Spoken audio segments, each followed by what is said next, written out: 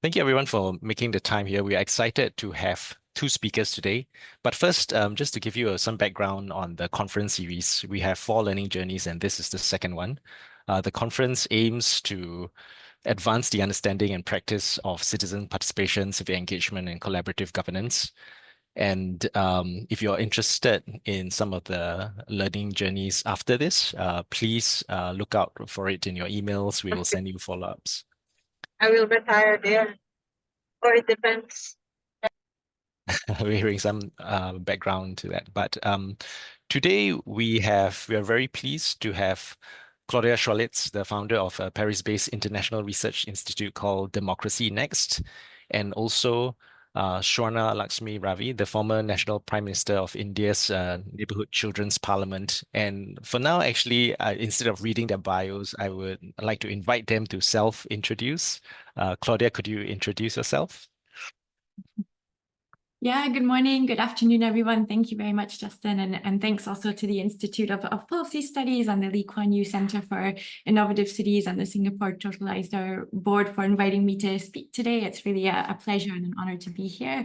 So my name is Claudia Chwalisz. I'm the founder and CEO of DemocracyNext, which is a global platform for democratic innovation. And I'll introduce that a little bit more in my presentation later. But just to give you some context of who I am, I've been working on democratic innovation for the past 12, 13 years or so in different guises. And most recently, before founding DemocracyNext, I was at the OECD, where I established and then was leading the area of work around innovative citizen participation and the future of democracy. So the through line of a lot of my work has been looking at what are meaningful ways in which we can give people a say in shaping decisions that are affecting their lives. Thanks very much. I'm looking forward to the conversation today. Thank you, Claudia. Can I invite Swarna to say a bit about yourself? Sure. Thank you very much, first of all, for Policy Institute Studies and Lee Kuan Yew Innovative Center for having us here. A very good evening to everyone. I'm Swarnalakshmi, and I currently work in an organization called Pratyek, which means everyone. And through this organization, I support children's parliaments at the zonal level, which incorporates 6 states. And I have completed my international relations and global governance. And previously, I have had the opportunity to serve for the Children's Parliament for the past 13 years. I'm now 25 years, and I have had the opportunity of also speaking at the addressing at the United Nations for about 4 times on various occasions. First was on the Commission on the Status of Women, its 57th session, and the second time was on advocating for the Sustainable Development Goals, and third time is also for lobbying on inclusive education and contributing to the draft of the SDGs, and then finally on engaging in the process called Universal Periodic Review, participating in its pre-sessions by lobbying with the ambassadors. And so yeah, that's about me. And currently I'm happy that my work is also a little bit based on these children's parliaments and sociocracy. Thank you. Thank you, Swarna. And we also have discussants here with us who will introduce themselves later. We have Carol Soon, my colleague from IPS, and Lin Xiaoling from the Singapore Children's Society, and a few other special guests which we will reveal later. So what will happen if you noticed that our usual chat function is not on? That's because Swarna is visually impaired, and if you type into the chat function, the computer reads it out to her, so it's distracting for her. So for this learning journey, I would like to invite people who want to ask a question or comment later on in the Q&A session to raise your hands, and then I will invite you to verbally ask your question. So without further ado, can Claudia, you have the stage. Take us through your presentation. Thank you so much. Great, thank you very much, Justin. Let me just open up my slides here. There we go. Hopefully you can see those. Oh, okay. So I'm going to give you a bit of a big picture overview and introduction to this idea of citizens' assemblies and deliberative democracy a little bit more broadly. So I use citizens' assemblies as a little bit of a shorthand to refer to kind of other kinds of deliberative processes as well. But first to introduce a little bit DemocracyNext, which is the organization that I run. We are a global platform for democratic innovation, and we serve as both this knowledge hub as well as an action lab for advancing the ideas of deliberative assemblies that embody these two key principles of deliberation. So meaning that collectively weighing shared evidence with the goal of coming to shared decisions off of the back of that, and sortition, which is a very ancient practice of randomly selecting decision makers.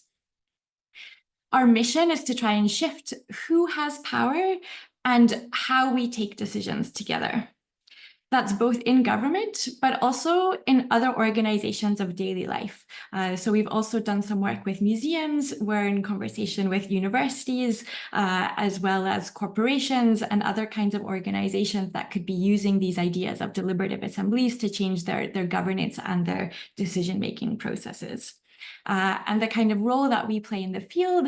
I'm going to talk about this a little bit more in depth after I've given an overview of citizens' assemblies, but just so you have a rough sense of for the context, revolves around these 3 I's of infrastructure, institutions, and innovations. So I'll elaborate on that a little bit later. I thought before kind of going into citizens' assemblies in particular, it was useful to give a little bit of a distinction about what are these main differences between deliberative democracy and participatory democracy, because I think in the kind of wider field of people interested in democratic innovation, there's maybe more of a deeper practice and awareness of participatory approaches. And in many ways, they're quite distinct to what I'll be talking about. And that's not to say one is kind of better or worse or anything like that. That's not the value judgment here. It's more just to say that they're different. And so to understand what that means. So one of the key differences refers to the number of people involved. So in deliberative democracy, there's usually more of an intention of bringing together smaller but broadly representative groups of people, aiming to create the conditions for depth of deliberation to be possible. Whereas on the other hand, with participatory democracy, the aim is rather to engage with large numbers of people, ideally everyone affected by a particular decision, though that's rarely ever the case, if ever, but that the aim and the goal is really to try and achieve that breadth of participation. The second key difference refers then to the type of participation. So deliberation is something that requires a lot more time. It requires that the participants are well informed to be able to consider many different perspectives and to arrive at a public judgment. And I would actually add a word that's missing there and emphasize a collective public judgment. So it's not just an aggregation of individual people's views that happens. Whereas in participatory processes, there's more people who are involved, and it's more the aim is usually more to get that general sense of public opinion, people's experiences, and to have that breadth of those. But then the depth tends to be a lot more shallow in terms of the level of engagement. And then how people are selected and how they come to kind of be at the table and be participating. With deliberative democracy, sortition is really a key principle. So this idea of combining random selection with stratification, which is just a technical term to mean that there's a process involved to ensure that the group ends up being broadly representative of the community concerned. Whereas with participatory democracy, there can be different kinds of methods actually for getting people involved. Quite often there's self-selected participation when processes are kind of open and anyone can participate. Sometimes there's more targeted recruitment of specific groups that take place.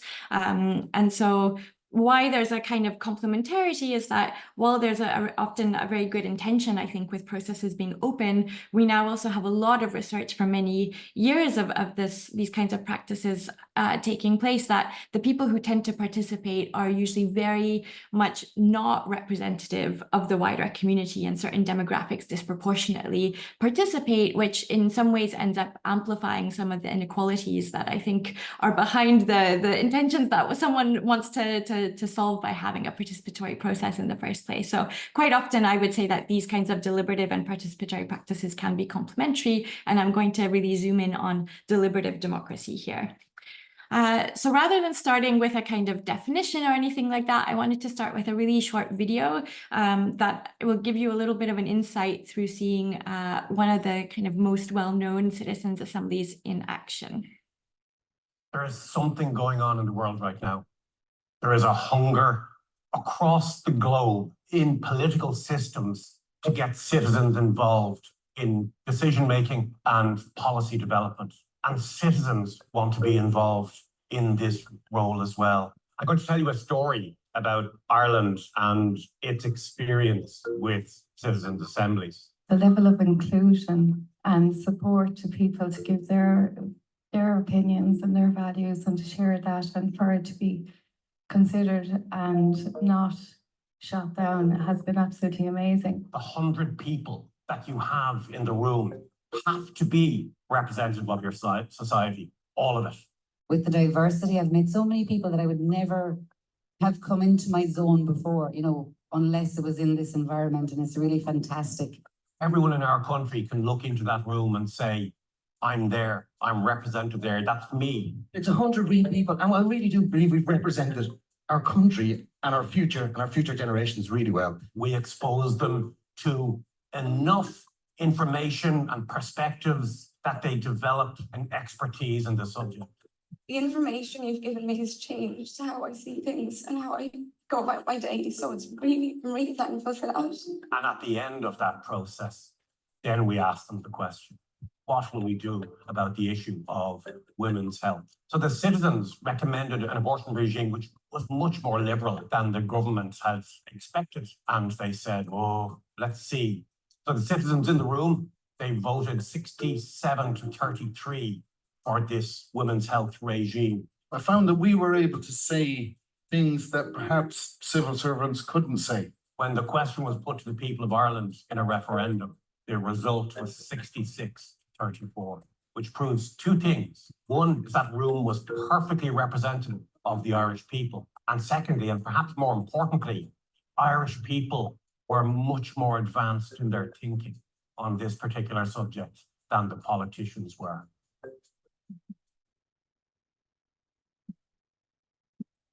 So that just gives you a little bit of an intro into one example, but as you can see here on this graph, there's actually been hundreds of these kinds of citizens' assemblies that have taken place in countries across the world, and even in Ireland alone, over the past decade, they've treated about a dozen different kind of issues through citizens' assemblies. So the abortion referendum that was mentioned was one of the outcomes of one assembly, but they've had 3 other constitutional referendums off the back of citizens' assemblies that recommended change, all of them leading to change positively. Ireland's Climate Act was heavily shaped by the citizens' assembly that deliberated on it. They also had other assemblies on gender equality, biodiversity loss, devolution of power, drug policy reform. So just to give you a kind of wider sense of the diversity of the types of issues that have been tackled, and that's just in one country. So the OECD, this is my former colleagues that updated the database that I had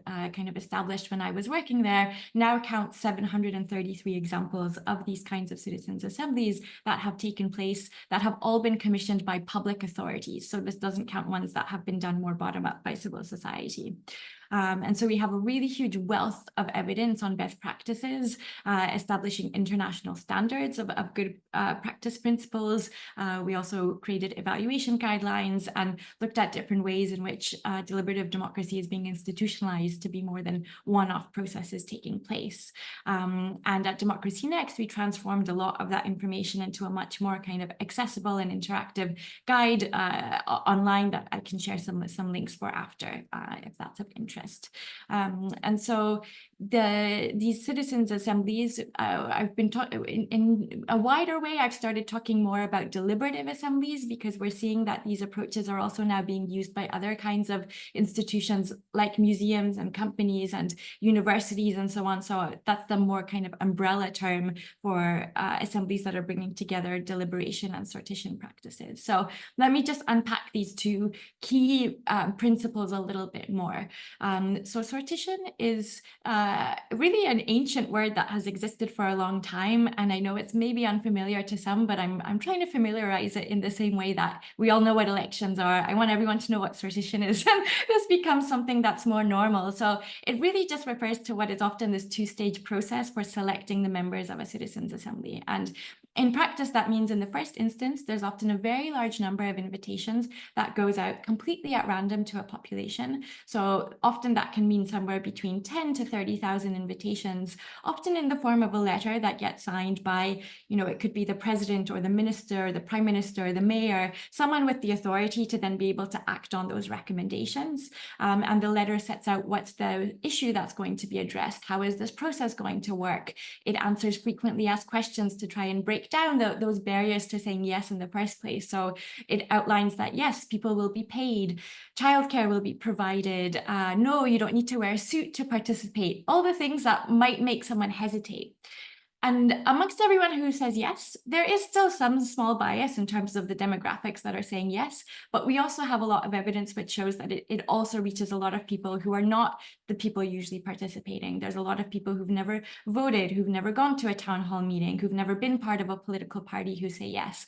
So in that second stage, there's another lottery, and this time there's that process called stratification to ensure that that final group is broadly representative in terms of things like gender, age, geography, socioeconomic criteria. Of course, this is a political question to determine by which criteria do we want this group to be representative of our community. And sorry, maybe just to add one thing, that the benefits of sortition are that the group that comes together then is much more diverse than a typical parliament or a typical group of self-selected individuals. They also have a certain independence because of the fact that, they're not there to try and be re-elected or to get funds for their next campaign or to represent an interest group. They're really all there equally just as members of the shared community. And there's also a cognitive diversity amongst a group of people. And there's a lot of research which shows that actually more diverse groups of people tend to lead to better decisions than more homogeneous groups, including groups of experts who are more likely to just reinforce one another's views. So there's kind of numerous layers on which there are benefits to using sortition as a mechanism for bringing a group of people together. And then the second element of deliberation means having a structured process that creates enough time for people to really build trust with one another, to be with the complexity of the issues that they're deliberating on, and really to strengthen people's sense of agency to be able to have an influence on decisions affecting them. So what I have here is kind of an overall of a schema of, let's say a kind of 5-day deliberation that happens. And, typically before these assembly processes, there is wider community engagement. So this is where there is some combination often of that more participatory approach with the deliberative democracy of the citizens' assembly. So trying to get wider input from a community's experiences to be part of an evidence base for a smaller but more representative group of people to consider when they're deliberating on the issue. At the start of these assemblies, it's really crucial, actually, this initial stage of people feeling welcome, getting to know one another. There's some research in the field that shows that it's the technical word for it in academia, it's called group building, but it's really that process of people building some trust. And it's been found that this is the thing that's most important for people's ability to really grapple with complexity in a deliberation. So it's crucial. And then there's usually a process at the beginning that helps people identify their shared values in relation to the issue that they're going to be deliberating on. The longest portion of a deliberation is really about learning. So coming to grips with the different perspectives, hearing from experts, but also experts in a broad sense, stakeholders who are affected, civil society organizations. It could also include faith group leaders, philosophers, people with lived experience of an issue. So really being able to hear all of those different sides around who's been affected by this. Of course, it's not kind of black and white learning into deliberation, but deliberation entails weighing all of that evidence that you've just heard, but also really working towards shared recommendations. So as I said earlier, it's not just about aggregating the individual people's views, but about working to that point around which, you know, often in these assemblies, you need around a 75 to 80% threshold of agreement for it to become a recommendation of the group. So there's really a lot of hard work being done to try and find that threshold where, you know, you're not ever going to have 100% of people who 100% agree with everything. You know, that's not possible, nor is it even maybe desirable, but you can get to that point where 80% of a group can say, okay, I can live with that. And maybe I don't fully agree, but I understand how we got to this decision together. So that's kind of where that transforms into the drafting of some concrete recommendations. There's often some form of voting procedure to determine that threshold of agreement and the delivery of those recommendations back to the public authority that initiated this process. And so we see that amongst these over 700 examples, cities are leading the way. Most of the examples have taken place at that city level. At the same time, that makes a lot of sense. We have a lot more cities in the world than countries. So I also don't want to suggest that this is not something that could or should be done at the national level as well, because we have a lot of really good examples. And there's been some interesting ones happening at a more international level in the EU, some EU level ones where there's been deliberations happening with people from 27 different countries and 24 languages. So we've been testing some new ground in the past few years as well. The types of problems that these citizens' assemblies have been well suited to address tend to be kind of values-based dilemmas, but you know, most issues have a values base underneath them. So I think sometimes we kind of divide things up as being about values or about technical questions, and of course there's usually a very technical component, but a lot of quite technical issues have a deeper layer underneath them about what kind of society do we want to be living in together.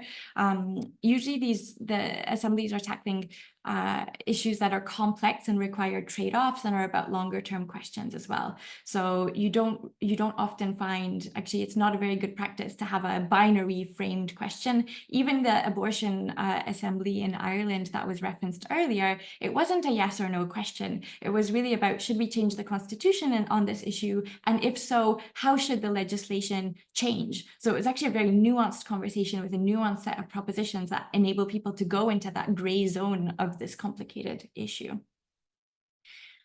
We've seen that there have been really a super wide variety of policy issues that have been tackled by assemblies, and that most of them have tackled in some way some form of planning related issue. So you know, this corresponds to many of them being at the city level as well. So issues to do with environment or climate, strategic planning, urban planning, infrastructure. Again, these are the sorts of precisely very complex, often longer term in nature kind of issues that have been a bit thorny and sometimes are more difficult for politicians to be able to take action on without a process that enables some greater legitimacy to do something. So it's also why at DemocracyNext, we've been really working on cities in particular as one of our core areas. And last year we convened this international task force on democratizing city planning. We brought together a group of 15 experts from different countries, and this was a mix of urbanists, designers, architects, governance experts, developers and investors, so different parts of an ecosystem. And we worked virtually, and we also came together, this was in The Hague last year, to come up with what ended up being 6 proposals for democratizing city planning. And we learned from the different examples of the people in this group. So one of those examples is from Johan Gulster, who's kind of in the middle of this photo, the very tall Danish guy there. So he was involved in a project in Denmark, which was called the Citizens Assembly for the island of Lynetteholm. And so where the context for this was that there was a majority in the Danish parliament and the city council of Copenhagen that decided to build an artificial island in Copenhagen Harbor. So this is a really huge, massive, like 100-year, multi-billion euro project. But the debate around this island was, perhaps unsurprisingly in some ways, polarized and also filled with different dilemmas. Both the project, but also the process for the decision-making around it were heavily criticized by the public. So the city council ended up convening the Citizens Assembly framed around this question of how can Lynetteholm become a neighborhood that supports sustainable development for people, nature, and the environment in the capital region in the future. So to be able to address this, they brought together 66 residents that were selected by sortition. They deliberated over the course of 12 days, spread out over 10 months. And they ended up coming up with 11 recommendations that were really concrete. So those recommendations had sort of sub-recommendations within them as well, all of which they found 78 to 100% consensus on, and there was just one kind of minority opinion that ended up also being included in the report as well. And they presented this to Copenhagen's Lord Mayor in September 2023, and this is now in that process of kind of being reviewed fully by the city council before the assembly will be reconvened to hear back what is going to happen with their recommendations. And so in the paper around 6 ways to democratize city planning, we drew inspiration from this and other examples to think about what could be different kinds of assemblies that can take place at a city level to help address and involve people in a more meaningful way in an ongoing basis in planning decisions. So there can be ad hoc assemblies like the one that we just heard about on Lynetteholm if there's a really major, big, huge infrastructure issue or another issue that comes up that requires an ad hoc assembly.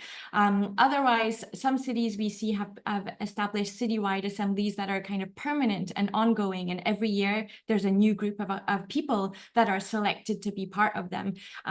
There's also community assemblies which exist at that slightly lower level of government at the neighborhood scale, which again, it's about thinking what is the relationship between all these different kinds of assemblies that are taking place. And we also thought about the relationships with the public authority, the city councils, the civil society organizations and developers, as well as those wider participatory strategies that I mentioned. So I just want to convey that none of this kind of sits in isolation and it's like, oh, citizens assemblies are a magic bullet. It's for us, it's kind of thinking about how does this connect and what's the relationship in this wider ecosystem of institutions. And so these ideas are all detailed in a paper that I can also share with you.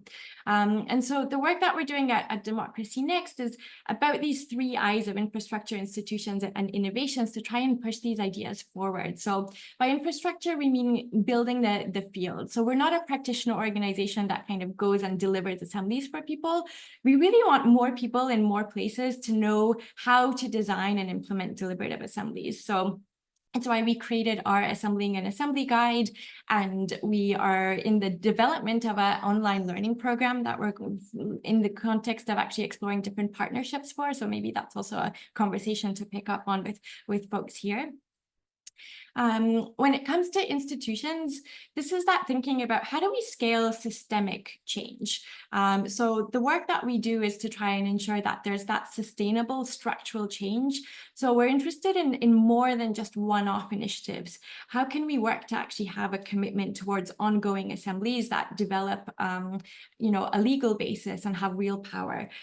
Because at the end of the day, we want to be working to build new institutions. This is not just kind of another tool in the toolbox, but when you envision something as an institution, then you can also envision shifting real power to it as well. So some of the examples of what I mean by that include, this is a picture from Ostbelgien, which is the German-speaking region of Belgium. They're the first place in the world to establish a legal basis for a permanent ongoing citizens assembly. This was back in 2019, so I was involved as part of a small group of experts that kind of designed this process. And it's a community of about 80,000 people, so a really great place to be experimenting. And the powers that they have are, this being Belgium, Belgium are actually quite significant at the parliament level there. And now they've had 6 different cycles of new groups of people that have been randomly selected and have addressed all sorts of different issues, which have ranged from how do we improve the working conditions of healthcare workers, which was something that they wanted to address actually before COVID happened. How do we better integrate people from an immigration background into our community? How do we solve the affordable housing crisis? So this system here in particular is that there's actually a council that has an agenda setting power, and they're the ones who determine the issue for that one-off assembly that happens every year. So as Belgium is small, but it's inspired the city of Paris to establish the permanent Paris Citizens Assembly, this is a photo from the first iteration. So this was in 2021 that they established this, and now the second group just finished their work. And it's pretty amazing because they worked towards actually drafting directly what ended up being called a citizen bill that went directly to a debate and a vote by the Paris City Council and was adopted just last week. So it's also been incredible to see them that kind of maybe push one step further in terms of what are people working on. And they had worked from September of last year until April of this year on the issue of homelessness in the city. So they met for I think 5 learning sessions, 11 workshops where they went into the deliberation and drafting recommendations phase. They also had 3 field visits, and then they worked on those recommendations that were 20 recommendations in the bill that just got voted. And then one of the other projects that I was involved in a couple of years ago, also inspired by those 2 other projects. This is more pictures from the development of the design of the assemblies phase. This is David van Reybrouck, who's a quite well-known Belgian public intellectual working on these issues, where we designed a permanent climate assembly for the region of Brussels that has now also had a few iterations. So just to give you a few examples, there's more that have existed now, but there's more and more shift of this thinking about permanence. And the work that we're doing at DemocracyNext kind of takes these ideas in our different programs of work. So one of the projects that we did recently last year was working with the Bundeskunsthalle, which is Germany's national art museum, as well as the SKD, which is a design museum in Dresden in another part of Germany, and both of them ran citizens' assemblies on democratizing the museum. So they had convened 36 people selected by sortition that met for 4 days, and they came up with a whole variety of recommendations to do with how do you make this actually a genuinely public and democratic space, because these are institutions that are funded, at least in most of Europe, publicly from the Ministry of Culture, but the people who are coming to the museums are not at all reflective of the wider population. And we have a lot of evidence which shows that actually people who are more engaged in culture are also more engaged in democracy. So because of sortition, most people had never been to a museum before who were part of this assembly process. And they came up with a whole bunch of different recommendations from related to the programming, to the public space, to the ways in which the language was used to describe things and so on. So and the Bundeskunsthalle has actually made this a permanent citizens assembly as well, that every year there's going to be a new group of people selected by sortition to work with them. And for us, this was also connected to 2 exhibitions that will open in both of the museums. So the first one just opened at the end of May at the Bundeskunsthalle around redesigning democracy, and the assembly's work was featured as one part of the content in the exhibition. They didn't make the exhibition content, that was done by curators, but this is a photo from the opening night where most of those assembly members are there with their families. So it's also kind of cool to see that people who've never been to a museum before are also now coming to the opening night, being thanked, each and every one of them by name by the director of the museum as well. So for me, it's interesting to see what are going to be the ripple effects of such a participation in society as well. We're also involved in a project that's happening right now in the US. So in Deschutes County in Oregon, we've been working with this really large group of organizations around a civic assembly on youth homelessness. And again, this is going to be the first of many assemblies because they're also working to institutionalize this. We're also kicking off, actually, I just had a first official meeting around this yesterday, a new project in collaboration with Mondragon and Aranzazu Lab, which is a democratic innovation lab in the Basque Country, and the MIT Center for Constructive Communication around democratizing economic institutions. So we're going to be doing some experiments in Mondragon, which is one of the world's biggest and oldest cooperatives. It's a federation of 81 cooperatives with about 70,000 worker owners who are there. So not an insignificant population actually who are there. So we're going to be identifying a few different pilots of things to do in a few of the co-ops that could then be scaled across all of Mondragon as well.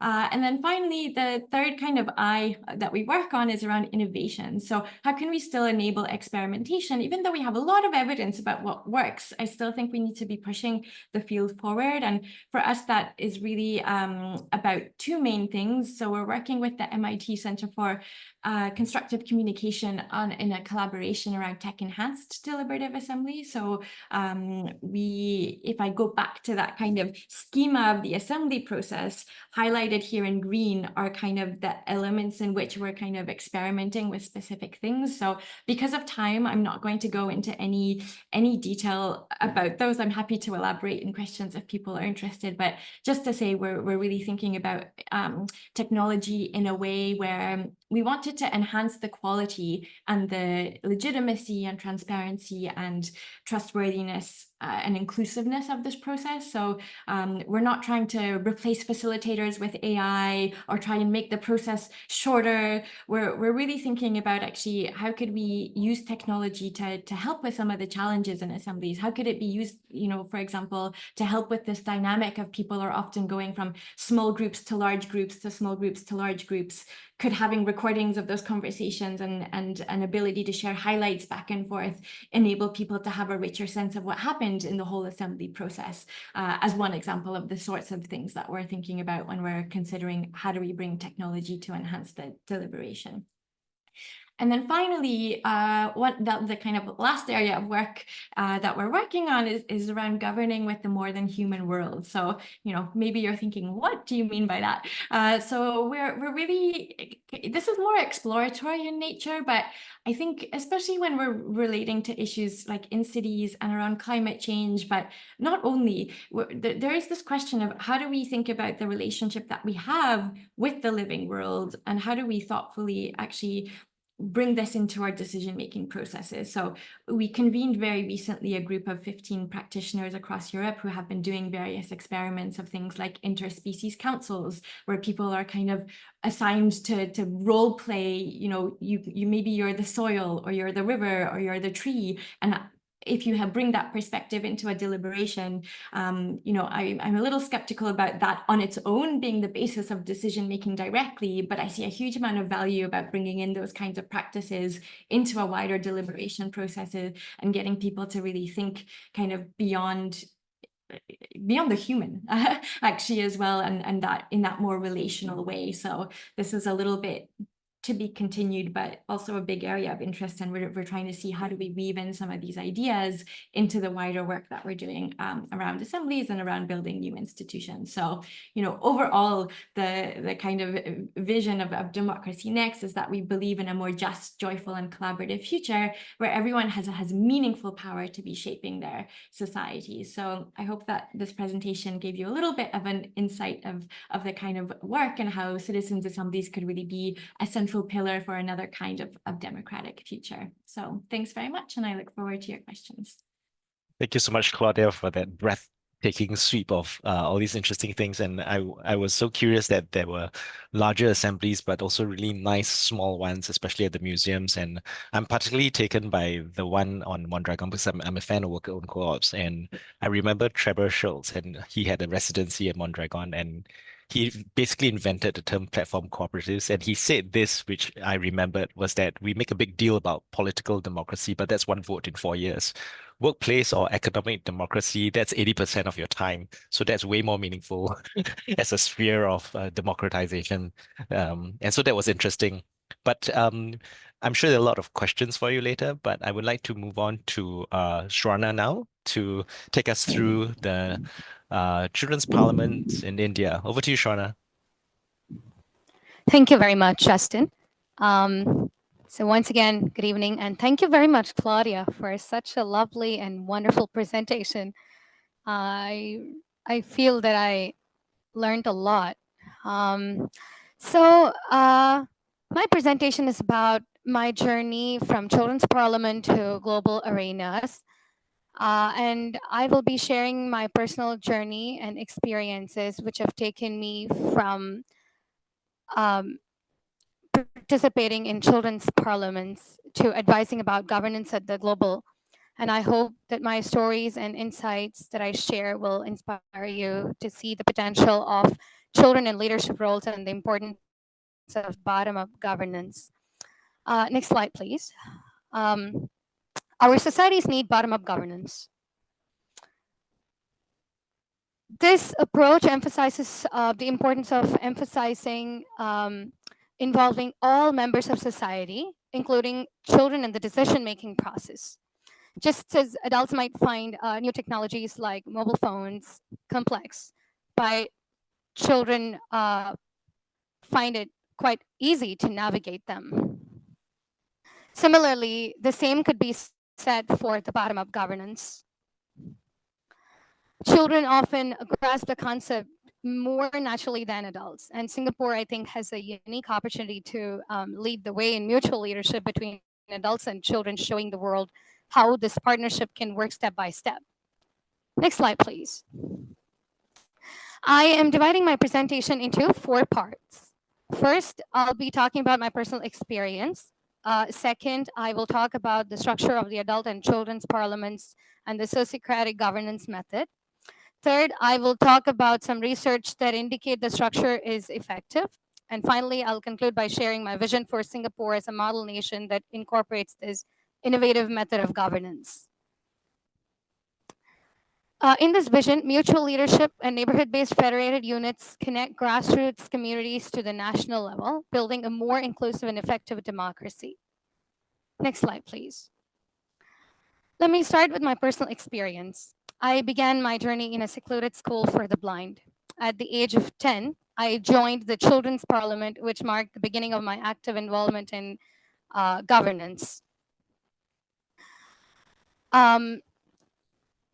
By the age of 13, I have been selected by the children to increasingly higher levels of office and had the honor of speaking at the United Nations and influencing Sustainable Development Goal 4, which focuses on quality education. My mother used to say something. As a leader, be the first to walk the path you want others to follow. And therefore, as I advocated in the United Nations about inclusive education, I started realizing, well, I have got this opportunity of being included through Children's Parliament. I got this opportunity of addressing for inclusive education at the United Nations. Now I have addressed this. Now I want everybody else who are pursuing their education in a secluded school like me to gain the same amount of opportunity that I gained. So if I want them to gain, then I should first take the path of pursuing my education inclusively in a mainstream environment. And therefore, at the age of 14, I transitioned to a regular school. It was not that easy, of course. Many of the schools denied admission in my own region just because of the fact that I have a disability. And I had to transition, I had to move to a nearby state to find out my education. And because of the experience I gained through Children's Parliament and because of the skill of advocacy that Children's Parliament gave me as a gift, I could advocate to the right person for my inclusive education and made them understand. And I finally got admitted in a mainstream school. Although the teachers were initially unwelcoming, they were receptive later. And of course, by pursuing my education in a regular school, it broadened my horizons. I have countless stories of children influencing. I have countless stories of children influencing various levels of, excuse me. I have countless stories of children influencing various levels of government, proving age is no barrier to leadership. These stories include my personal involvement in resolving stagnant water issues, saving electricity by reducing streetlight burning hours, initiating 1 rupee campaigns, etc. Additionally, we have provided relief measures for tsunami victims and supported indigenous communities, helping them obtain a crucial document in 1 year that they struggled to get for a decade. Our advocacy efforts also reached the chairperson of the upper house of the Indian Parliament, where we successfully campaigned for allocating 9% from the country's GDP to children's welfare. On the global stage, we've advocated for inclusion at the United Nations and contributed to the drafting of the Sustainable Development Goals, SDGs, before their release. A significant highlight was the documentary Power to the Children, which captures some of these inspiring stories.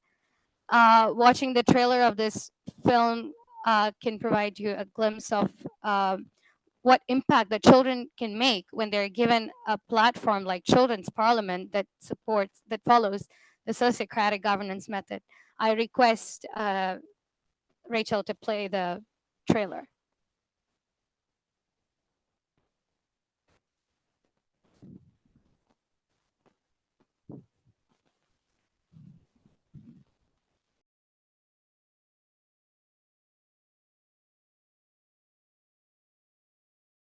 Can't hear the audio, Rachel.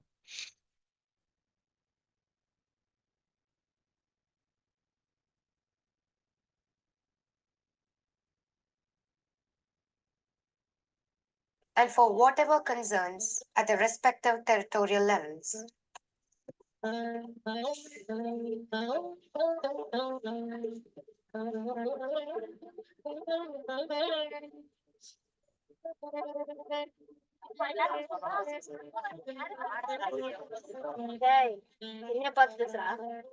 என்னடா நீ ஆமா நீனு school பக்கம் போன கைகள் ஏய் என்னங்க daily குடிச்சிட்டே வரீங்க இப்படி குடிச்சிட்டு வந்தாலும் என்னங்க பண்றது பிள்ளைங்க படிப்பெல்லாம் பேசுனா ஃபியூச்சரோட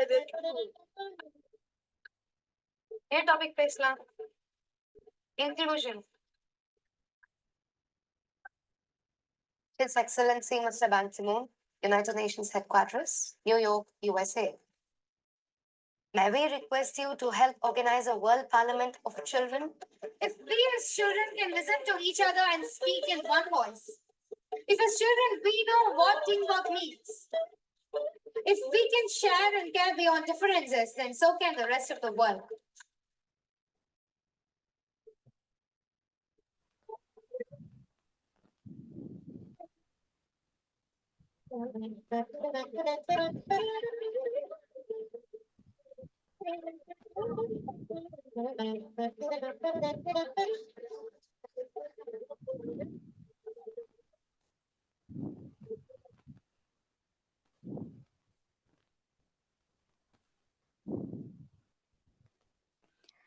Thank you. I hope you all would have watched the trailer. And now I'm moving on to the second part of my presentation, which is about the structure of the children and as well as the adults' neighborhood structures and parliaments. So both adult as well as children's parliaments operate on 5 key principles. First is numerical uniformity, ensuring each parliament is of the size proportionate to their geographical location to provide equity and fair representation. For example, if one neighborhood has 10 families, if another has 100 families, having a representative from each does not provide a fair representation, right? So the solution is to break down the 100 family neighborhoods into smaller neighborhoods. And the second principle is small in size. Smaller groups are more manageable and effective. Therefore, keeping the group small in size with a limitation of 25 to 30 families in a circle so that the groups are large enough to be self-sufficing and small enough to be well-governed. I've just taken the quote of Aristotle because in circles, we wanted to keep it both small and as well as large so that we will be able to communicate without microphones and by having a bond together, communicating with each other face to face. And the third principle is recall scope. Representatives can be recalled quickly if they're not served the group effectively. And the fourth principle is subsidiarity, which is decisions should be made at the most local level possible, depending on the issue. And fifth principle is convergence, integrating several similar systems together to avoid needless conflicts and duplicacy. These parliaments work based on federations. Children from 30 families, they come together. It could be children or adults, anybody, but they come together from 30 families on a common platform and they discuss issues that they see around them. I mean, when I was a child, I've been doing the same thing too. And 30 of such neighborhoods would elect a representative to a village level. And similarly, it gets federated at various levels, like that of village, sub-district, district, city, state, nation, and even at the global level. In the picture, you can see how the federation works. So the core of the picture shows you the world level. And for more detailed insights about the application of these principles, I recommend the book Hello Neighborocracy to you. And the link is just in the slides that you can see. Moving on to the next slide, how do we incorporate sociocracy into the children's parliament structure? So before going into that, let me first talk about what are the key principles of sociocracy. First, sociocracy is a governance system that emphasizes equality and inclusiveness. So there are 4 key principles of sociocracy. The first one is consent decision making. Consent means acceptance rather than agreement.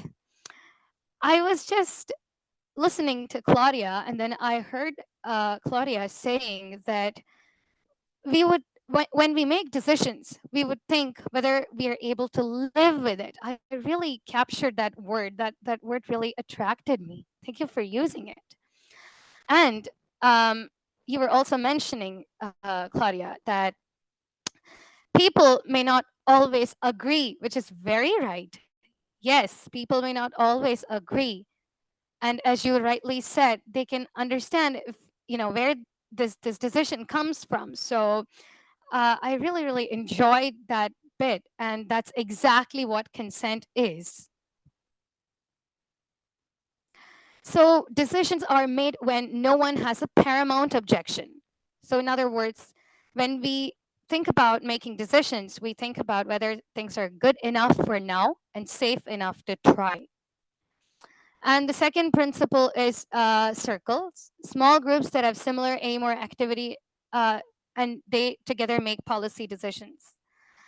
For example, about how things are done. The children in the picture are meeting at school in circles organized by neighborhood and not by their grades. So they're making policy decisions concerning their neighborhoods. And the third principle is double linking.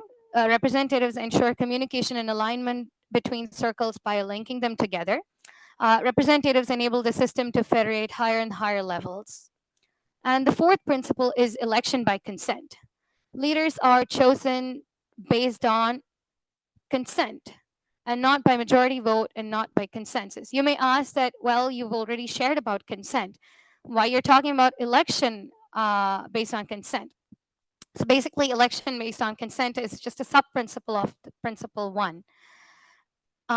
And we are separating it because election, we are used to having elections based on majority voting. And so we thought we will name it.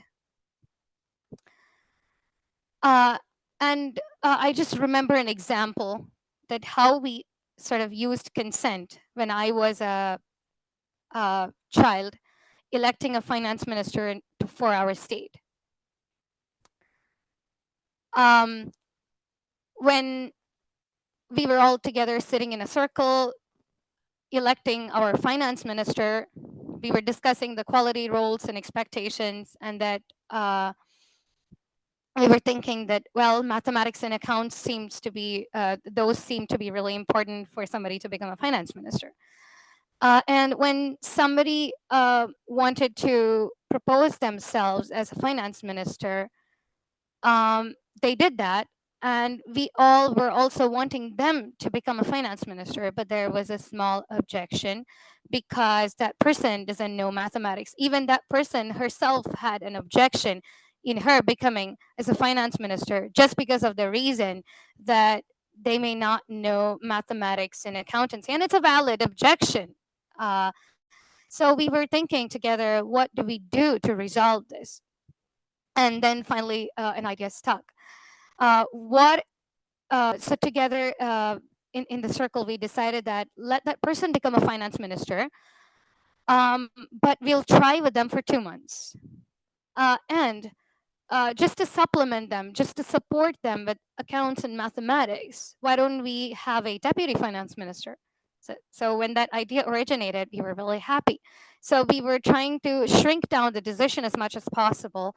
And then we were also trying to implement it to see if this works or not for a short period of time, along with the deputy finance minister. So that's kind of consent. So when you have consent, then consent decision making would provide all sorts of creative means and ways to think about something.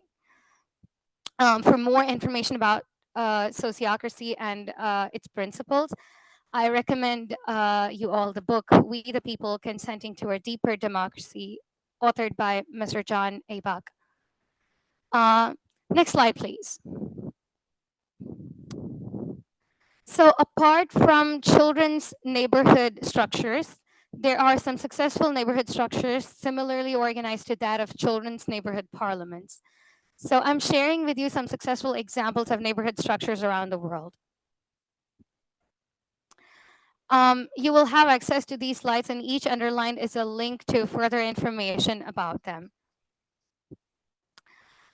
I'm going to talk about 6 of such examples. The first one is neighborhood parliaments in India. These local governance bodies empower communities by providing them with a platform to make decisions collectively. Each neighborhood parliament consists of representatives who are chosen by the community, ensuring that the voices of residents are heard and respected. This model has proven effective in addressing local issues, enhancing community participation, and building a sense of ownership among residents. The second model is Kudumbashree model in Kerala, a state in India. Kudumbashree is primarily a women's collective and has revolutionized local governance and economic development in Kerala. It consists of neighborhood groups who come together to address social and economic issues. This initiative has empowered women by providing them with the tools and resources to start small businesses and participate in local governance and contribute to community development. Kudumbashree's success lies in its ability to mobilize women at the grassroots level and create sustainable livelihoods. The number of women in the Kerala political system has grown dramatically. The third one is Pratyek's work. And in this initiative, Pratyek works both top down and as well as bottom up. Pratyek works on every right for every child. It is a non-governmental organization that organized this campaign called 9 is Mine that recommends that 9% from the country's GDP needs to be allocated for children's education and health. And this 9 is Mine campaign supports children's parliaments, and the children's parliaments are at the local, regional, national, and international level for Pratik. In terms of bottom-up model, Pratik even helps children to engage at the process, in the process that I mentioned previously called Universal Periodic Review, which is one of the UN mechanisms. They collect inputs from the grassroots children and try to take them to the global level. And from the global to local, for these mechanisms, UN mechanisms, you really need some training. Let it be on these UN mechanisms, or engaging in children's parliament activities, or engaging in the advocacy. Children need some training. So these trainings are provided from global to local. For example, globally, children are they get trained, and at the regional level and the national level, the children are also invited for training. I mean, child representatives at the local parliaments are invited for training, and these child representatives go to their local area and teach their peers and train their peers on these mechanisms, on effectively engaging into UN mechanisms, effectively engaging in children's parliament, or on anything. The fourth one is Rojava, North and East Syria. Rojava is an autonomous region of about 5 million people practicing direct bottom-up democracy. The governance model in Rojava is based on principles of decentralization, gender equality, and ecological sustainability. Local councils are established at the neighborhood level, where residents can directly participate in decision-making processes.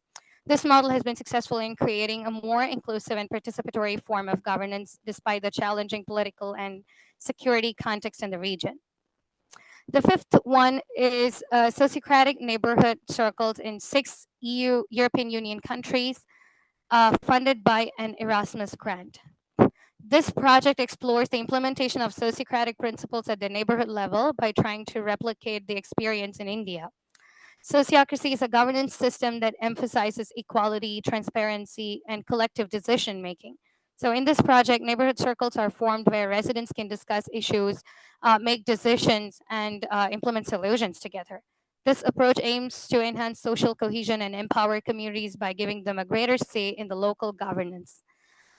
Finally, the sixth model is Utrechtse Heuvelrug in the Netherlands. This municipality uses sociocratic methods to enhance local governance.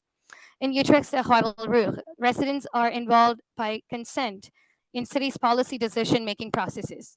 The city government and the citizens collaborate to make sure everyone's voice is heard and respected, leading to a more inclusive and effective governance.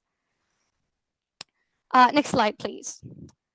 I'm moving into the third part of my presentation, which is whether this really works. So of course, I'm sure you would all have that question in mind, and I'm going to share with you some literatures and researches that were done around them. I'm going to divide these researches into 3 parts. Researches done in terms of companies, how sociocracy, being a governance method, is working in companies, and then second one is how sociocracy is working effectively in terms of school context with the children, and then finally how sociocracy is effective in terms of governance. So these are the 3 things I'm going to explore in this slide. In Austria, research has shown a 38% increase in efficiency in companies that adopt these principles. Other studies highlight improved decision-making efficiency, increased employee engagement, better conflict resolution, transparency, and accountability. In the USA, children's scores on reflective judgment reached new heights in a school that uses sociocratic methods that involve the children. I'll linger on, for a moment on this example. A study by Lectica Testing Service found that students from a private school called Rainbow Community School scored significantly higher on reflective judgment than their peers in the best private and public schools. The Rainbow students, who were from a variety of economic background, helped run the schools sociocratically. through mutual leadership with the teachers. So the bottom line in the chart shows the scores of students from mediocre schools. The two lines in the middle show the best previously recorded scores. One line shows the scores from the best private school and the other line from the best public school. The top line shows the scores of Rainbow Community School 4th graders and 8th graders. They are better than the best previous scores by an astounding statistical confidence of probability less than 0.01. The Rainbow students scored as well as best the 11th graders, despite being in 8th grade, showing that they were 3 grades ahead. This data suggests a very strong benefit of children participating in meaningful parliaments using sociocracy methods. Of course, we do look forward for other such studies, but this strongly suggests that there is something really significant in children's parliaments. I'm now moving to governance. So in governance, let's see how sociocracy and what are the researches done to prove sociocracy had been effective. So Kerala, a state in India, received a UN award for handling COVID-19 better. So it received a UN award. And Tamil Nadu, another state in India, received a UN award in 2009 for its achievements. My own master's thesis explores the application of sociocracy in children's parliaments in global governance and policymaking. The World Children's Parliament is yet another example of children leading the way in governance. With regard to World Children's Parliament, we recently convened a side event at the United Nations, which seemed to be really difficult, and children found a way because when people said that it's not possible to convene a side event without the support of member states, the children themselves found a way that during the ECOSOC Youth Forum, there is a possibility to convene an online side event, and the children took efforts to implement it. And the highlight is that the World Children's Parliament is the only entity that had recommendations presented in the side event at the United Nations. And the experiences in Utrecht, Heuvelrug, Netherlands, and Rojava, as discussed previously, highlight the potential of these models in various cultural contexts. I just spoke about Rojava and Utrecht, Heuvelrug again because Utrecht, Heuvelrug is in the Netherlands, which is in Europe, and Rojava is in Syria, which is in the Middle East. Both have two different cultural contexts, but when both were able to implement sociocracy, it shows its effectiveness of being beyond cultures. Next slide, please. In conclusion, bottom-up governance incorporating principles of sociocracy and bottom-up governance and mutual leadership between adults and children has the potential to transform societies. This slide suggests that this potential for transformation is best pursued in many small steps analogous in agile process now used in software development. I don't have time now to discuss these typical agile steps, but I do encourage Singapore to explore the potential of neighborhood parliaments, including children's parliaments, to create a deeper form of democracy that values and leverages the contribution of all its citizens, regardless of age. Next slide, please. We are living in complex, troubled times. Around the world, we face numerous challenges that require innovative solutions and collective action. We need to act now to govern ourselves better. The traditional ways of governance and decision-making are not sufficient to address the evolving needs of our societies.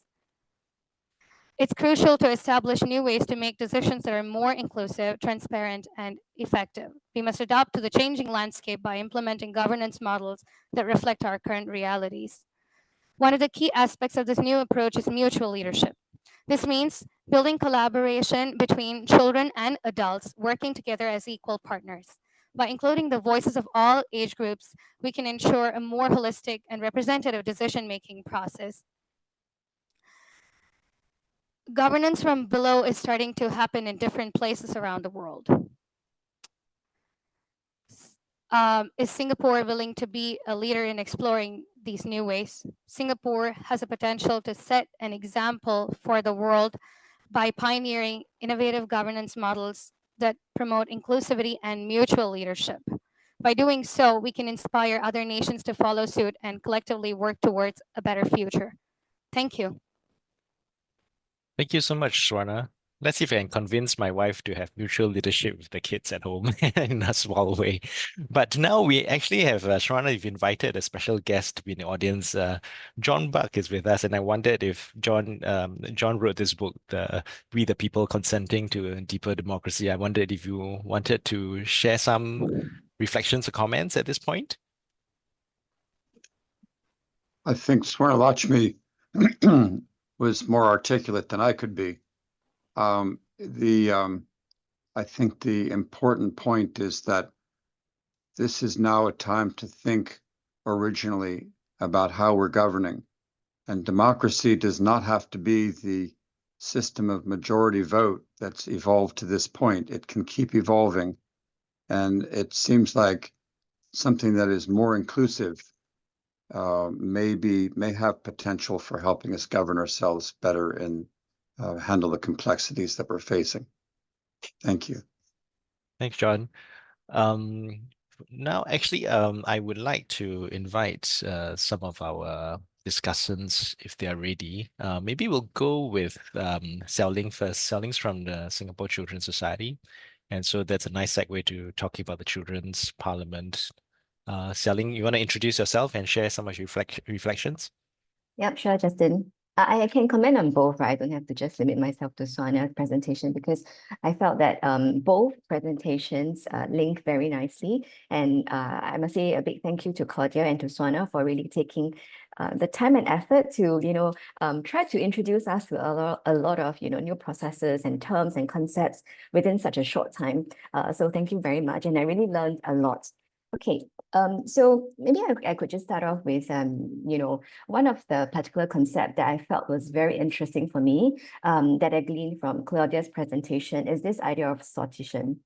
It's really my first time hearing about it. So yeah, great to hear about it and learn about it here. Because I think, I think as we try to encourage, children and youth participation, whether it's at the agency level, national level, it is very easy to run into a situation where you have the cream of the crop, just participating, the best students, the ones that teachers feel that, oh, I should nominate you because, you've always performed very well in class, or that, I know you're able to, regulate your emotions well and present your views well. So we run into that kind of situation. And I think it's pretty common, maybe not just in Singapore, but in other countries as well. So I think that idea of a sortition is interesting because it really tries to bring in a more diverse representation of voices. But I do have some question about it, which is, it sounds like it's a very big scale thing to carry out because you were saying that the initial invite can go into like tens of thousands, right?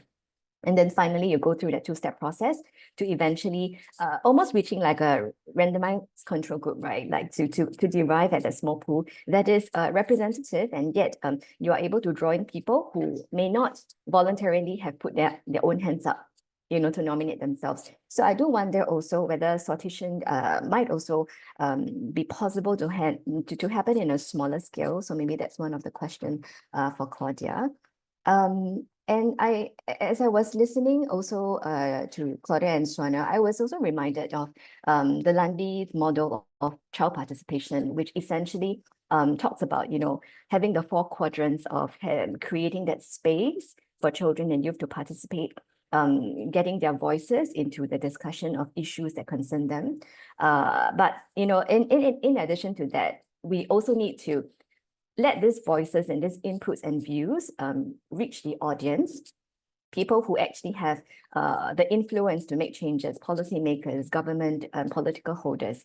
And then, of course, the last quadrant is having the influence to make change. So I think that maybe the space, voice, and audience is not too difficult to arrive at. But I find that influence it's a big one, and it can be quite challenging. And if I were to maybe link it to Swarna's, presentation at this moment, is that in general, I think adults have the mindset that, children are not mature enough. What do they know, right? And how can I, really entrust them to make decisions on my behalf? And so that is really, I think, a perennial question of are adults ready to let go of that control? Are adults ready to trust that, sometimes children and youth might actually have, good solutions that we adults cannot come up with? Right. So just to quote a simple example, we are now talking about safety in the digital world. So a lot of policies and legislation are driven by what adults think would be good for the children, for the youth. But in our conversations with youth, asking them about their own experiences in the online world, I think that they are a very sensible group, because they recognize that the online world is not just about harms, right? And it's no use if parents just keep restricting and limiting our access to the internet, because we can find loopholes around it, and they're very good at doing that, much more better than us, right, in navigating the online world. So I think in that regard, we don't really understand firsthand the experiences of children and youth in particular issues, especially those that are far remote from what we had grown up with, right? So I think it is really, really necessary as we move into this, the future, as we discuss about issues like generative AI, for example, that we really, really need to include children and youth in this discussion, and in even, deciding actually what would be the best way forward, what policies would make sense, what legislation would make sense. So I think that's really critical, but yet at the same time, I feel like adults are not quite ready to let go of their control yet. So maybe my question to Swana would be that, what do you think adults, like educators, parents, even NGOs or the government, right, can do more of? And what can the children and the youth do? Or, how do we change this mindset to kind of get the adults ready and prepared to say that, hey, sometimes you could, maybe just loosen a little bit of the control, and you might just see wonderful innovations or ideas coming from the children and youth. Yeah, so thank you very much. That's my thoughts in a nutshell. Thanks, Xiaoling. Maybe we'll have Swarna respond to that question before we go to Carol. How do we get parents to trust their kids in the trust the process?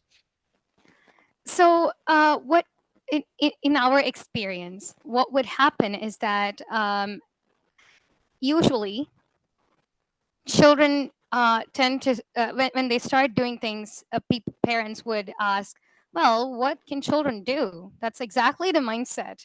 But when children start doing things, for example, you can actually, I would really recommend that you watch the film Power to the Children, where it's portrayed. So parents would think that, well, what are you going to do? But when they see children doing things, then they also start cooperating with us. Initially, let me share a little bit of my experience. When my parents were also like that. I am from strong cultural, strong South Indian background, where parents think that, well, you're a child, and as a child, you're supposed to obey me. So the obedience, the matter of obedience, is something that's of utmost importance in my family. But after joining Children's Parliament, when I started participating in decision making, I learned how to incorporate decisions. So that's what sociocracy brings as a governance method. So when you're thinking something, when I'm thinking something, let's think of how do we incorporate together. Like if you're wanting to close the window, if I'm wanting to open the window, let's think about how do we open it as well as close the window. So that kind of incorporation, that we call it as both and thinking. So that kind of thinking really helped me to acquire that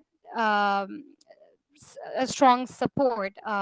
And with that both and thinking, when I started participating in the decision making in my family, they initially felt like, well, my child is just unnecessarily intervening.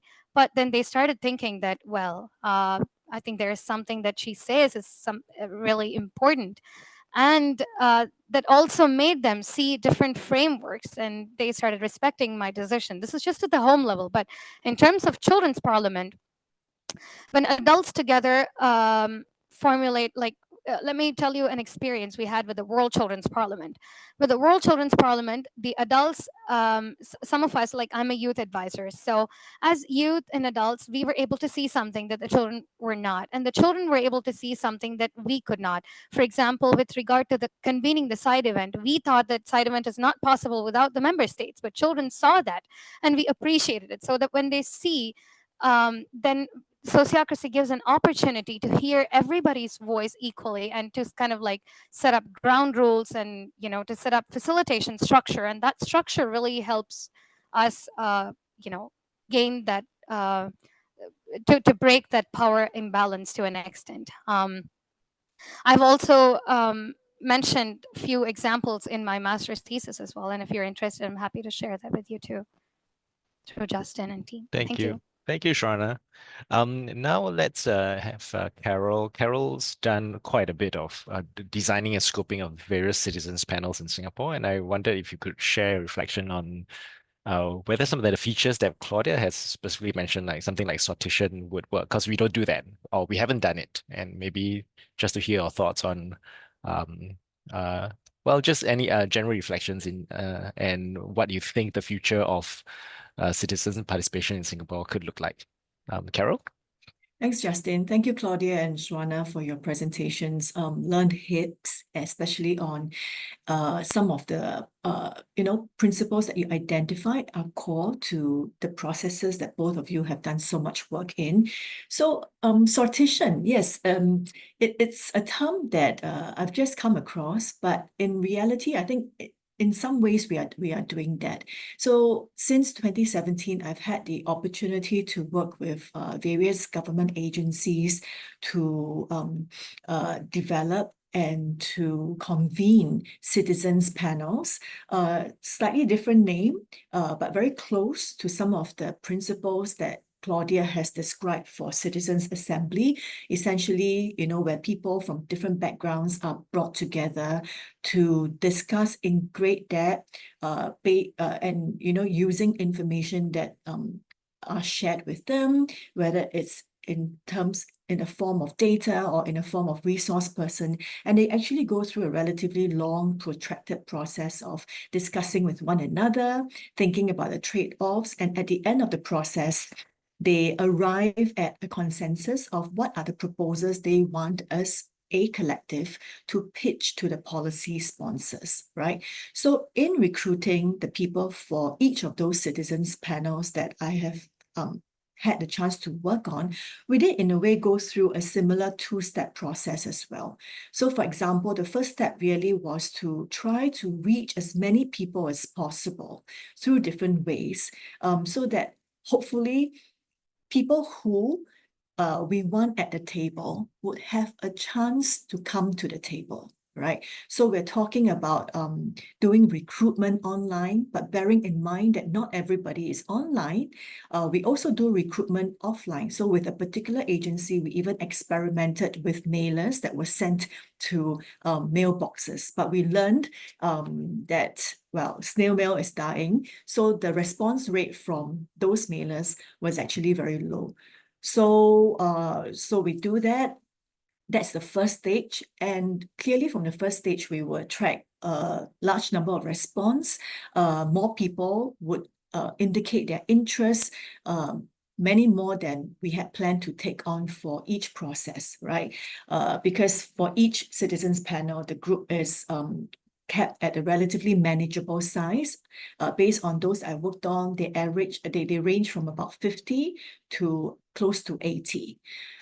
So at the second stage, we then go through the details, the data that they submitted to us, and that's where we do the stratification that Claudia mentioned, right? To ensure that we have diversity and that people from different demographic groups, but also different profiles that are key to the policy problem at hand are represented. So let me give a concrete example of that. So Yiling is in the room. She's from the Ministry of Manpower. We recently collaborated last year on a citizens panel on employment resilience. So for that, we developed a sampling frame where we wanted to where we identified few key groups of stakeholders, right? So one would clearly be, if we're talking about employment resilience, like clearly one of the key sector would be employees. But even within employees, we sub-segmented into employees who are working full-time, employees who are doing work part-time, employees who are employed in part-time or gig work, given the prevalence of gig work, as well as those who are maybe out of a job and are looking for employment. So this sampling frame and the deliberate sub-segmenting is critical so that we make sure that we don't miss out on the people we need to hear from in this process. Then besides employees, we have employers, and then we also further sub-segmented employers into those who work in MNCs, those who work in sole proprietors, and those who work in small, medium-sized enterprises. So I would say, in the work that we have done here, I think these two-step process is also in place. But now I've got a neater word to use, sortition, right? Maybe in my reflection to both Claudia's and Swarna's presentations, I think what really stood out to me is the concept of trust, which I think is really important. And I look at trust in three ways, right? One is people's trust in the process, which I think is really important to get them to be part of the process, to get them to really step up and step forward to join the Citizens Assembly or the Citizens Panel. And in order to, I think, have or gain and build that trust, I think it's very fundamental for the conveners of the process to really understand what is the intent and objective of us doing something like that, because there is no golden methodology or golden tool to do citizen engagement. Citizens assemblies and citizens panels need not be the one way to do it. It really does depend on the purpose and the desired outcomes. And I would say citizens panel would be good, to tackle relatively complex issues where we expect to hear a wide range of views, and sometimes the views might be conflicting. Citizens panel might also be a good process for policy issues where maybe policymakers currently have no answers for. And number three, and this is where I thought the point that Claudia made was interesting, right? Where she started her discussion, her presentation, when she said that Citizens Assembly has the ability to help shift the power of decision making. But I think when designed in a certain way to answer very specific outcomes, Citizens Assemblies or even citizens panels can actually help shift the power of action from policymakers to citizens. So, for example, the couple that I have managed to work on, the problem statement is framed in a very deliberate way where the participants are expected to come up with solutions that not just policymakers are responsible for, but also different stakeholders like communities in the society and NGOs, social service agencies, and even private companies. So I would say that's one thing to be very clear about the process. The other thing is what Claudia also mentioned about group building, right? Which you said is important. Is to build trust among people, between people in the process. And I completely agree, right? I think for the process to work, to be meaningful, and to have long-term effects in getting people interested and staying committed to engagement and participatory democracy, is for them to have trust in one another. So one important thing I've learned from some of the work that we have done is to be very transparent about who's in the process and who's not in the process. So for example, in a citizens work group that I worked on, where we got the people to think about recycling, I had some participants who came up to me and asked, oh, my friend or people from this particular NGO actually applied and indicated that they want to be part of the process, and they weren't selected, and we are wondering why. So we felt and we realized that it's very important for us to clarify and explain to participants the recruitment process and even the selection process. right? So, and the other thing is building trust among people. I think the acknowledgement has to be articulated that they are all different, but everyone is working towards a common goal. And this is not just a motherhood statement, but I think a realization that can come to bear through the process of deliberation, where they hear from people who are very different from them. So then therein lies the importance of designing a process in a way that really surfaces different aspirations, different values, so that people acknowledge and they see that the others at this table or in the room are different from them, but they're all working towards a common purpose. And finally, my comment is pertaining to one of the two things that Claudia mentioned in moving forward, the use of technology to improve the process. I think technology has a huge potential in reducing the parity in participation, because in a lot of these in-person, face-to-face citizens panels, we still see a slight underrepresentation of certain segments in the society. And oftentimes these are people who might be structurally inhibited to participate. So hopefully technology with its ubiquity, can help close some of these gaps. But maybe then this could be something, that Claudia could comment on when thinking about the use of platform, besides some of the ways that you've highlighted in your presentation. I'm thinking about the tension between anonymity and identity. Right, we know the benefits of anonymity. It does have some benefits, but also it has unforeseen negative consequences like bullying, sexual harassment, as observed in some participatory online environments that use augmented reality. So that's one, right? How do we balance anonymity and also the use of identity for that sense of security?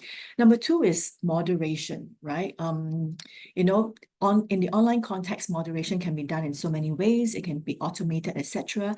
But then, how much moderation is enough and how much moderation is excessive, right? Because one negative consequences of moderation could be the people having the perception that there's censorship, or they're not allowed to contribute, or only certain types of contributions are allowed and favored over others.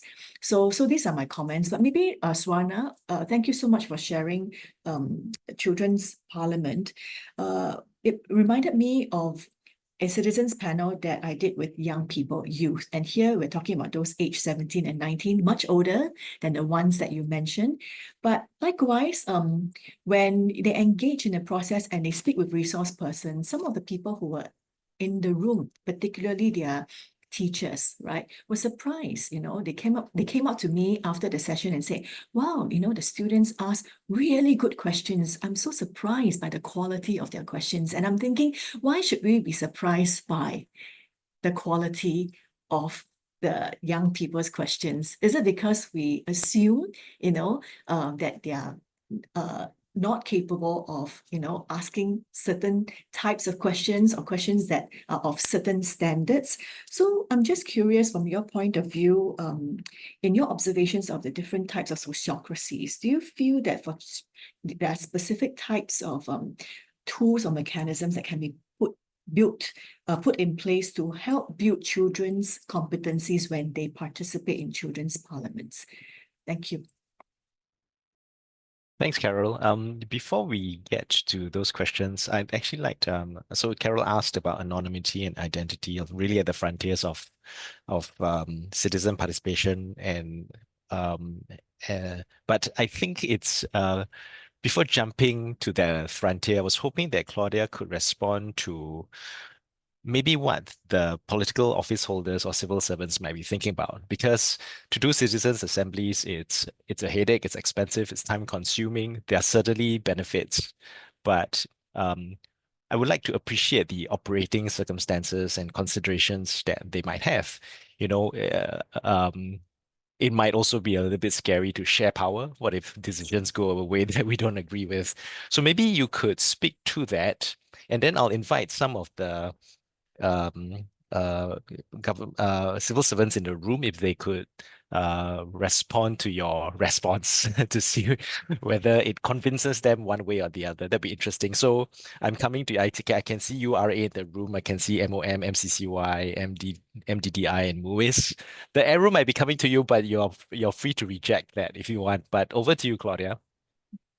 Yeah, thank you, Justin, and thanks very much, Xiaoling and Carol, for those really thoughtful comments and replies. I mean, I'll jump to your question, Justin, and then if I can, maybe add just one or two things in response to what was said by both of them too. So you were asking, to do citizens' assemblies, it can be kind of a headache or expensive or complicated, and then there's also a question of sharing power, and why would you do this in some ways? And so I think the main motivations that I've come across which tend to vary a little bit if you're on the political side or on the civil service, public administration side, about why would you want to do this. But, they typically fall in two categories. One is that, often the starting point is not necessarily, we want to innovate democracy, we want to innovate citizen participation, but it's like, we have this really hard problem and we're a bit stuck and we've tried various things and we clearly don't have the solution, or maybe politically we're stuck because for whatever reason, there's a lack of desire to take a decision on this now. And so this might be a process that can help us get to some new ideas, things we haven't tried yet, and also to have that legitimacy to be able to take action on something. So that tends to be, I would say, the predominant and most common kind of perspective of like, why do we want to do this? I would say, though, that there's another kind of set of reasonings which is related to kind of taking a step back into looking at the bigger picture of what's going on with politics and democracy in many countries around the world today, and seeing a rise in autocratic and authoritarian tendencies and people questioning the value of democracy and people turning to extremes in all sorts of ways. And I think a recognition, at least among some, this tends to be a bit more on the political side, I would say, but among some politicians who really see that actually, there are some deeper roots and reasons for people's lack of voice and agency in being able to shape decisions that are affecting their lives that are at the heart of some of these trends that we see. Why did phrases like take back control and so on really resonate with so many people? I'm referring to contexts I'm more familiar with here in Europe, but I think that these are wider international trends, and at least from some of the conversations I've had with elected officials in different countries, for them, there's a recognition that, along the lines of what I think it was John who said earlier, democracy needs to continue evolving as well. And, they don't have all the answers to everything either. And there needs to be some kind of move towards innovating the systems and the processes that we have that, I think we see have a limit in the context of the complexity of a lot of the issues that we face today. So I think that those are kind of the main reasons. And, I do recognize that there is a certain level of complexity and expense to a citizens' assembly versus maybe other participatory processes as well. And that's where, in my mind, I have a different lens on this. I don't see it as just another tool in a toolbox. I really see it as like, this is an investment in building the foundations of new democratic institutions.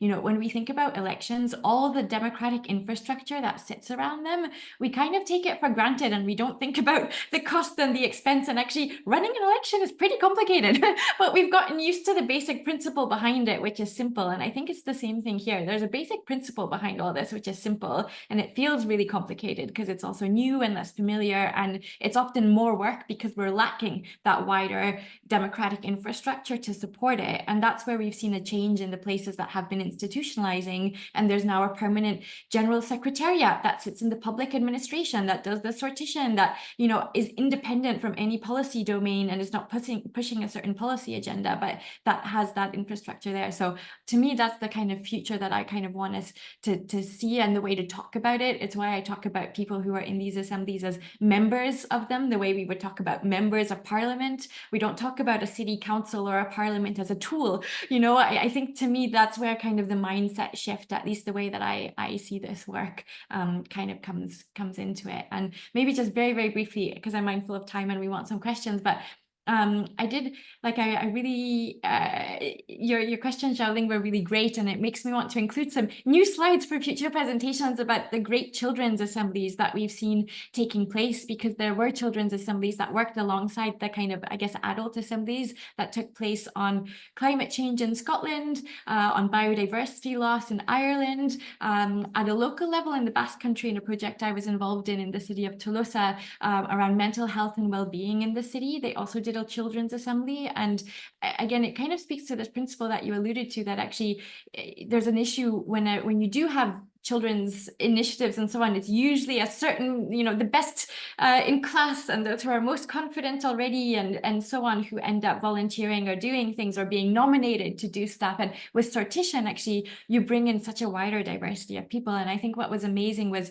not only that they came up with brilliant ideas that were incorporated with the main assembly's recommendations together, and the children also met with the ministers and so on, but what it activated in those children and their sense of agency. So like in Scotland, it was really interesting to hear the stories of the children that, after they were in this climate assembly, went to go see their principal and were like, why are we using so much plastic in the cafeteria? And why are we still being served meat with all our lunches? And, they really started questioning a lot of things based on what they learned, but also felt empowered to go challenge, I think, some of the authority because of this process. So again, I think if we think about what are the ripple effects of involving children in this really meaningful way, I think it's really amazing.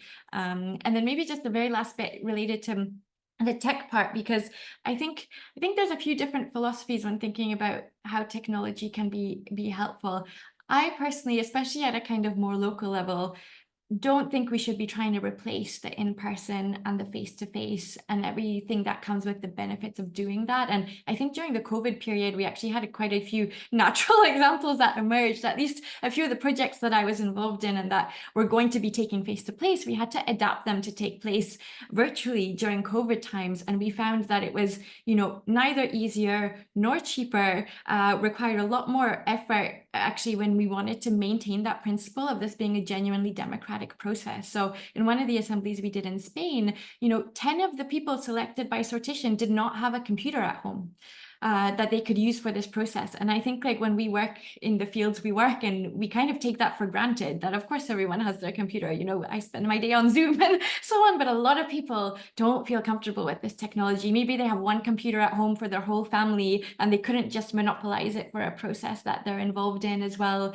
A lot of people needed some support to be able to really participate virtually. And we had to set up a system with the local library where they could go use it and so on. I mean, there are ways around it. I do think there's an interest in exploring what can be done, especially when we get maybe to that national scale, when we think also about the climate implications of lots of travel in bigger places, and obviously, I guess, at a transnational, international level too, how can we think about it? But I think for me, I'm very mindful about really not losing the main principles in terms of, the sortition, the amount of time involved, not reducing that, but it obviously needs a different design. You're not going to spend 8 hours a day virtually connected the way you would for an 8-hour, maybe full day session in person where you have the energy to do that. So, so I think that's kind of the way I'm thinking about technology in this, because I think there's still a huge value, especially when we're concerned about those deeper issues around people's sense of trust, also their like belonging and sense of community and strengthening their agency and so on.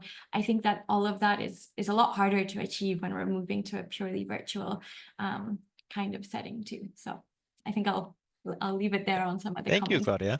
We'll move to questions and answers, and would invite you to raise your hands and ask your questions verbally. But I did want to see if I can get a few responses from a civil servant. There's some who are kind of converted. MCCY, MOM have done this, but I really was curious about URA. Pin Xuan Yui, if you are willing to speak up. You don't have to represent the views of the URA, likely you can't, but I was just wondering if let's say you brought, citizens' assemblies for urban planning sound really cool. If that idea was put to your agency, what do you think the considerations would be? Oh, hi. Hi. Thanks for asking. Actually, we just concluded a engagement session on Tuesday regarding the Long Island, the conceptualization of Long Island. Citizen assemblies. I think they're a good idea, but the main concern would probably be like the manpower and the logistics. Okay, so maybe I can just share a bit, like we've done 4 of these Long Island engagements to date this year, and each was a huge event for us. It took about a month each to get everything ready before we could execute the actual event. And the actual event only lasted like maybe 4 hours in the evening. Yeah. So that was it's pretty challenging in the sense that it's quite a large logistical effort. But yeah, we do value the insights we can gather from the members of public. Actually, this idea of sortition, it's my first time hearing about it today. We've been trying to do something like that, but we didn't know that there's such a word for it. Yeah, we've been sending out email invites to I think very, very broad, very broad list of members of public. We try specifically to find people that are perhaps underrepresented. But from our observation, even though we try to engage some people that are harder to reach, some of them are still unresponsive to us. And the final outcome at our engagement sessions is such that we do end up with those that are more vocal, more articulate, more involved in the democratic process, which is why I'm here to learn. Actually, we're trying to learn about how to be more effective in our outreach. Yeah, that's what I can say. Thank you so much for sharing. Yeah. Does anyone have questions? Just raise your hand. Justin, I'm just wondering, since Yiling is in the room, I thought she was, but then yeah, she is. She is. Hi. Yeah, Yiling, hi Yiling. Just Hi, wondering. hi. Yeah, hi. Just wondering if Hello. you have any thoughts on what has been discussed so far. Yeah, happy to share my thoughts, and actually thanks for inviting me. I just want to say that the sharing and the discussion, particularly around how do we ensure that the right people are in the room, I thought was illuminating. A lot of what you shared, Carol, resonated with me. I agree with a lot of the points. I just have 2 to add around what are the enabling conditions for this sort of engagement to blossom, and for us to do a lot more of these sort of in-depth engagement. I think the first is our conception of what the responsibilities of citizenship entail. So today we are very comfortable with the concept that as a citizen, it is your duty to vote. And this is a big deal, right? That if you don't vote, in fact, you're taken off the register, and everybody knows that as a citizen, it's a privilege, and you take it very seriously. I see the sortition concept as a possible extension of that. Do we also feel that it should also be seen as citizenship responsibility for people to participate if they are selected, and the logic behind that, the reason why we might have to come out very strongly to say this would be, we want to avoid tyranny of the people who are the most vocal, the most articulate, right? The question of how do we avoid over-engagement of some groups and under-engagement of other groups is something that I think would occupy our thinking, in the years to come, as we think about how do we deepen partnerships with the citizenry. So that's one, which is do citizens think of this as part of their duty? The second thing is really what does strength and what does leadership look like to society? I think where we are now, where Singapore is now, we have come a long way. And it really has got to do with the evolution of what the key ingredients of trust are. And what does strength, what does good leadership look like? I think in the past, when the general education level was much lower, strength and good leadership looked like leading from the front, exercising thought leadership, setting the agenda, right? But increasingly, as people are becoming more educated, they no longer see good leadership as, you know, simply setting the path forward. Good leadership looks a lot more like a facilitative process, enabling people to find a way rather than, you know, direct the path, direct the way forward.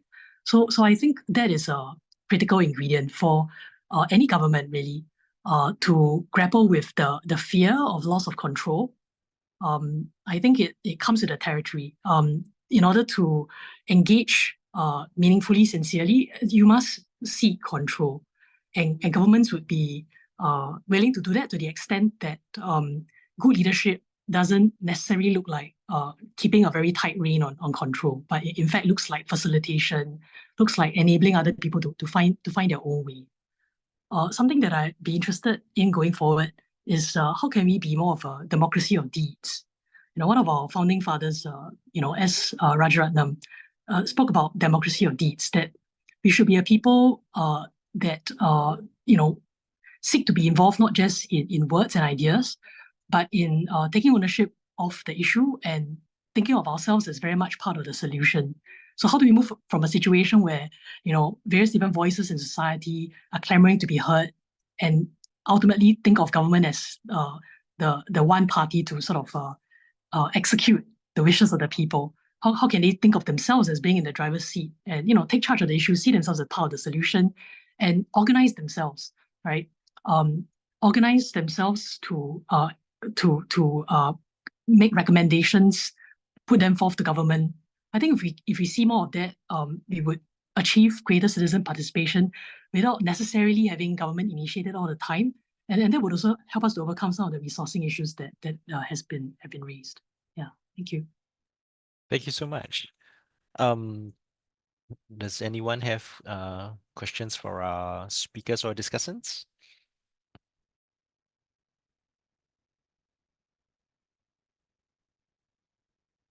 If not, I could ask one. I was curious, maybe have Claudia and Swarna weigh in on it. One of the ways to make a collective decision is either a kind of majority voting, and that if you reach 75 or 80%, that's great.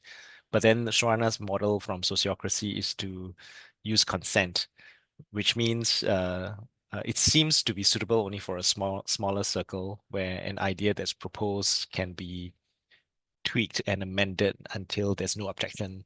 So I wondered whether it is by the nature of where citizens' assemblies are large that necessarily you have to have voting. And voting necessarily means that a smaller voice would be unhappy for the duration where the decision stands, and whether then this decision making by consent will necessarily have limits or its ability to scale. I wonder how you thought about this.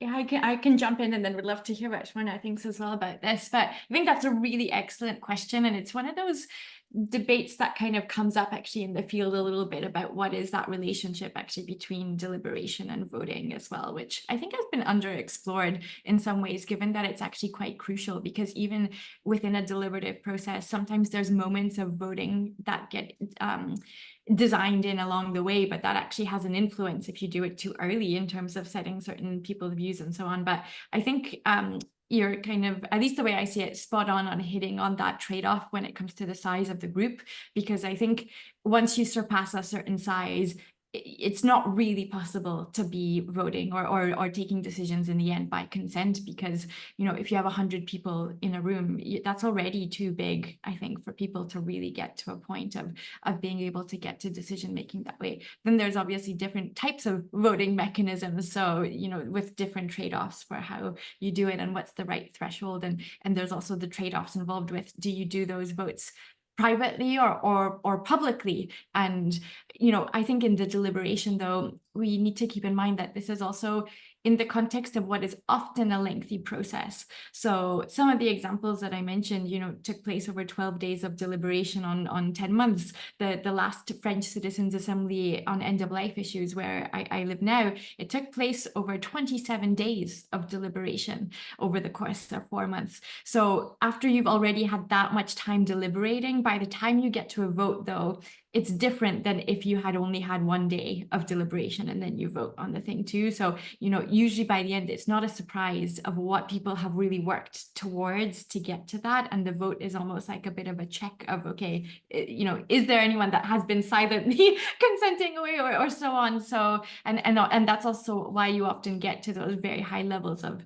thresholds of people being supportive, because you're also not asking people to say, you have to 100% agree, but you have to be comfortable with saying, okay, I can live with this. And some of the most interesting reflections are the conversations or hearing from the people who, maybe were not fully aligned personally with the outcome. So for example, there was a really powerful interview on a French kind of evening talk show with one of the members of that Citizens' Assembly on end-of-life issues, where she personally, from the very beginning and throughout and at the end, for religious reasons, was very against any liberalization of euthanasia and assisted dying elements that were in those proposals.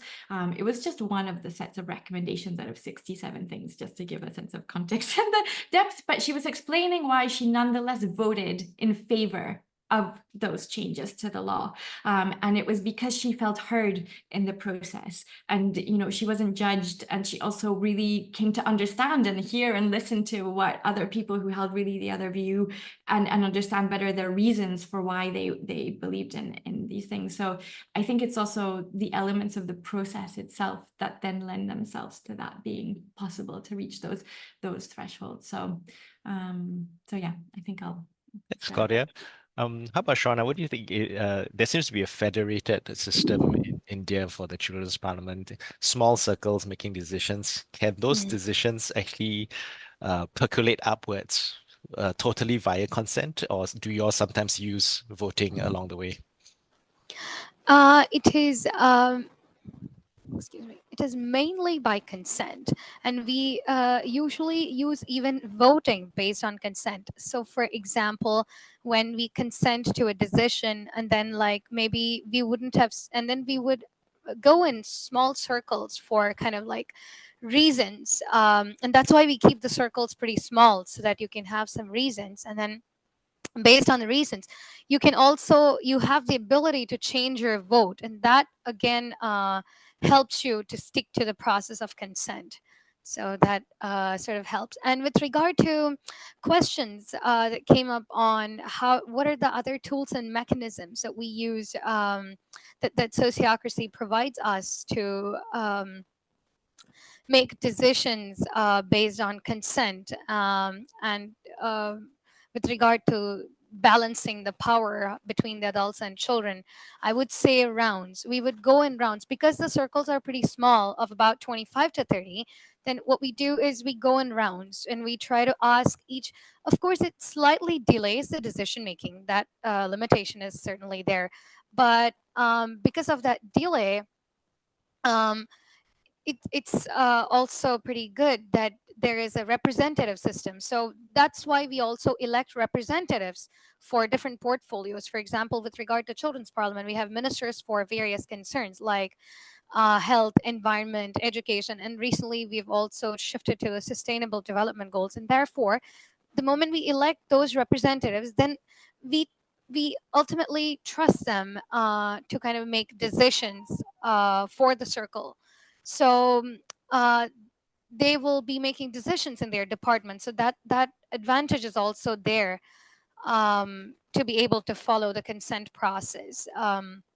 And so with regard to the mechanisms, rounds is a mechanism where we try to ask each person in a round to ensure that they are heard. And second is, as I told you, both and thinking is yet another mechanism that if there are many people in the room, we then try to divide them into a few circles, and then basically listen from them what opinions that they have and try to incorporate them. For example, at one point we had a debate in the World Children's Parliament that children always require, it's not just children, I would say everybody, like all of us, require a sort of, you know, playful mechanism to kind of take things within us. And with regard to our meetings, we were convening. That's why we usually used to convene our meetings with icebreakers. And as we were doing that, at one point we realized that that's time consuming. And therefore, sociocracy also offers a tool of having check-ins and closing round comments. In check-ins, you can share how you are or what you're feeling at present moment and all those. And in the closing round, you can share how did the meeting go, what went well, and what could have gone better. And during the check-in, we decided that, well, icebreaker is time consuming along with the check-in process. So what do we do? And so a thought came. Imagine that if it's another decision of a voting mechanism, we would have thought whether to have icebreaker or not. So whoever says no icebreaker, then we would have left the icebreaker. Maybe let's say the majority says no icebreaker, and then we would have left the icebreaker. But in sociocracy, we incorporated the decision. We said, okay, somebody says no icebreaker and somebody says we need, and we validated the reasons, and then we said, why don't we incorporate the icebreaker in the check-in round itself? And we try to say that, you know, it's a virtual world as well. That's, I forgot to mention you the context that it was a virtual meeting. And so in-person meetings, we usually used to have a lot of, you know, methods to kind of cheer each other, play. But in the virtual world, it was very hard to be inclusive and as well as to have these kind of icebreakers. So we decided that we incorporate that with the check-ins round itself. And that was less time consuming. And as well as we did include the icebreaker. So that's kind of an advantage of sociocracy. Thanks, Shwana. That's really interesting. It almost feels like voting, especially if it's done prematurely, holds off a possible creative workaround or solution. So that's really cool. We are at time, but I would like to leave, maybe have everyone give a takeaway reflection from today. Maybe we'll start with Xiaoling and Yiling and Carol and Claudia, then Shwana. What's your takeaway from the session, Xiaoling? Thanks, Justin. I'll keep it really short. I think the takeaways I've really shared just now. So I thought the next step is to learn more from Claudia and Swana. So I'm just going to link up with them and have separate conversations because I think really there's a lot to unpack from the processes that they have described in this session. Thanks, Justin. Thank you so much. Yiling, do you have any parting words for us? Yeah, no, lots of food for thought. I'm grateful for today's session. I think yeah, it leads me to think that really we've only just scratched the surface and there's so many more modalities and innovations in citizen engagement yet to be explored. So yeah, thankful for this session. Thank you. Over to you, Carol. Yes, a lot of possibilities, especially with technology. Agree with Claudia. Definitely, we need to look at how technology can complement ongoing engagement, certainly not supplant entirely, but really exciting too because there's lots of unknowns when it comes to these developments. So really looking forward to hopefully more collaborations to come up with answers and evidence-based strategies to improve the process for everybody. Thanks, Carol. Parting reflections from Claudia? Yeah, well, thank you. I mean, I learned a lot from all of the speakers. I also, maybe just to reiterate, I really appreciate actually Yiling's points about citizenship and that dual side of like the responsibility and the privilege, and sortition being an extension of the privilege around voting, but also that questioning about what does leadership really mean and look like today. This is also something that I've been thinking a lot about, and I appreciated her bringing that up in this meeting today. So thank you for that. Thank you very much. Learn a lot from you too, Claudia. Thank you. Shwana, you have the last word.